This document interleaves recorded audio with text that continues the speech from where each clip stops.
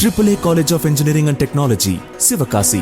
Counseling code 4680. கர்நாடகாவில் முன்னாள் அமைச்சர் ரேவண்ணாவின் ஆதரவாளர் கைது செய்யப்பட்டிருக்கிறார். கூடுதல் விவரங்களை வழங்க செய்தியாளர் ஜெகநாத் இணைந்திருக்கிறார்.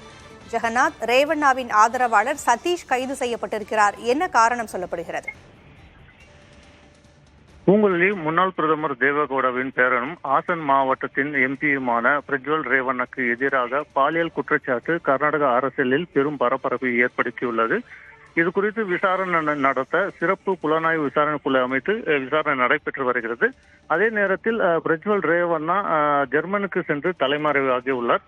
இந்த நிலையில் தான் ஆசன் மாவட்ட ஒலைநரசிபுர காவல் நிலையத்தில் ஏற்கனவே முதலாக அவர் வீட்டில் பணிபுரியும் ஒரு பெண்மணி பாலியல் பலாத்காரம் செய்ததாக புகார் அளிக்கப்பட்டிருந்தது. அந்த புகாரின் விசாரணை நடைபெற்று வரும் இந்த ஒரு சூழ்நிலையில் நேற்று முன்தினம் மேலும் மைசூர் மாவட்ட KR நகர் பகுதியில் உள்ள காவல் நிலையத்தில் ஒரு புகார் வருவது.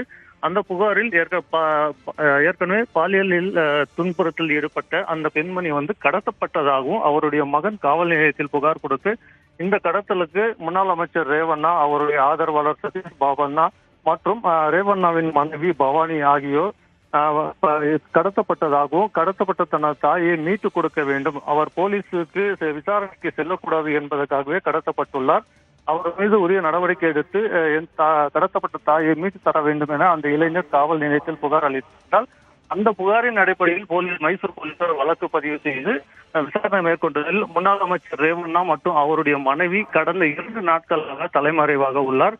இதையடுத்து அந்த வழக்கின் தொடர்புடைய சதீஷ் பாபண்ணாவை போலீசார் தற்போது கைது செய்து அவருடன் விசாரணை நடத்தி வருகின்றனர். இந்த வழக்கில் முன்ஜாமீன் பெறுவதற்காக முன்னாள் அமைச்சர் ரேவண்ணா நேற்று பெங்களூரில் மக்கள் பிரதிநிதிகள் நீதிமன்றத்தில் மனு தாக்கல் செய்திருந்தார். அந்த மனு மீதான விசாரணை இன்று நடைபெற உள்ளது. இந்த வழக்கில் அவருக்கு முன்ஜாமீன் கிடைக்க வாய்ப்பு இல்லை என்பதை வழக்கறிஞர் தெரிவிக்கின்றனர்.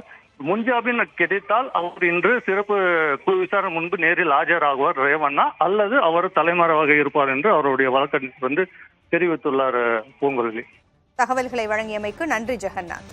AAA College of Engineering and Technology, Sivakasi. Counseling code 4680.